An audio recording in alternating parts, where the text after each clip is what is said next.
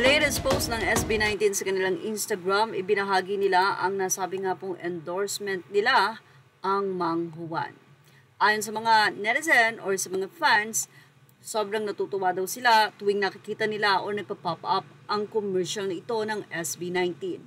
Habang nagba-brainstorm o nagpapahinga in between rehearsals, may constant kaming kasama, Mang Juan.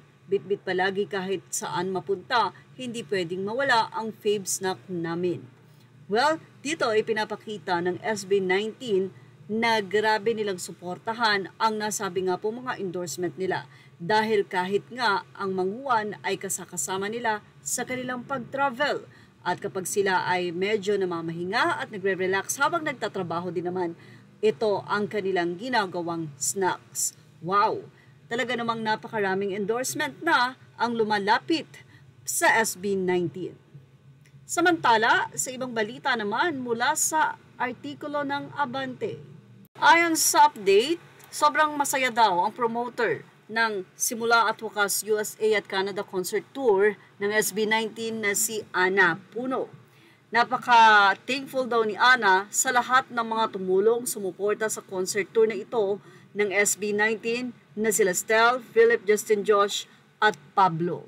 Bale, Lunes pa lang daw ngayon sa Hawaii at makakapamasyal pa raw ang nasabing grupo. But anyway, the update is yesterday. Ngayon po ay asais na dito sa Pilipinas at makakapamasyal pa nga raw ang grupo sa Hawaii. Ang last show kasi nila ay noong Friday at nakapag-rest at nakapamasyal din daw ang grupo sa Honolulu. At dahil nga daw sold out ang 7 shows nila sa USA at Canada, ay masaya na raw na babalik ng Pilipinas sina Stel, Philip, Justin, Josh at Pablo.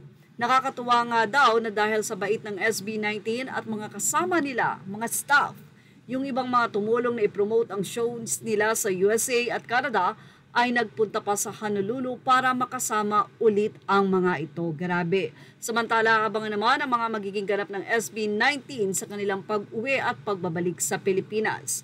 May mga fans naman na sinasabi na ang popstar royalty ng si Sarah Geronimo ay umaasang magkakaroon nga daw ng mga TV guesting para i-promote ang umaaligid collab nila. Well, yan po ay mula sa update ni June Lalin. Narito nga ang naging mensahe ng promoter na si Ana Puno mula sa kanyang IG. From humble beginnings to world stages, like a proud mom, my heart is overflowing. These boys whom I have come to love and tremendously admire have come so far.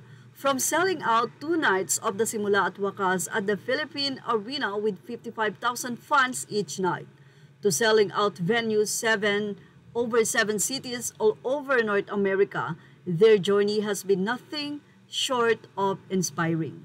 I am deeply grateful that Star Media was given the chance to be part of their story, promoting their 3 concert tours. WYAT Tour 2022, Pagtatag Tour 2023, Simula at Wakas Tour 2025. I am incredibly proud of them.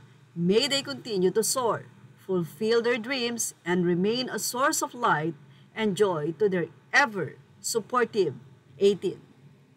Images are all credit to the rightful owners. Thank you for watching. Please like, share, and subscribe.